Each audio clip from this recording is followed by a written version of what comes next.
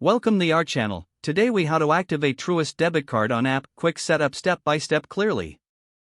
To activate your Truist debit card using the app, start by downloading the Truist mobile app from your device's app store.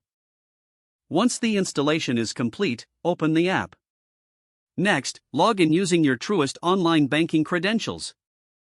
If you haven't set up online banking yet, follow the prompts to create an account first. After logging in, locate the Accounts section. Tap on the debit card option under your account details. You will see an option to activate your new debit card. Select the option to activate.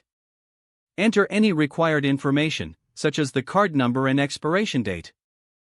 Review the details to ensure accuracy. After confirming the information, tap on the Activate button. You will receive a confirmation message indicating that your card is activated.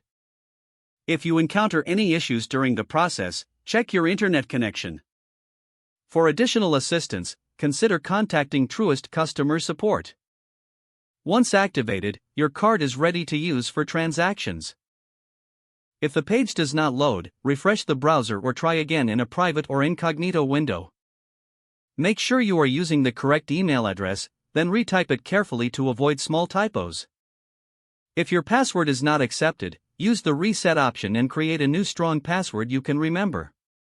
Check your spam folder for verification or security emails, then complete any requested confirmation steps. Enable two-factor authentication if available to improve account security and reduce unauthorized access risk. After signing in, review your profile details so your contact information and settings are accurate and current. If you see an error message, note it down and try again after restarting your device and internet connection. Log out when you finish, especially on shared devices, to keep your account and payment information secure. If the page does not load, refresh the browser or try again in a private or incognito window. Make sure you are using the correct email address, then retype it carefully to avoid small typos. If your password is not accepted, use the reset option and create a new strong password you can remember.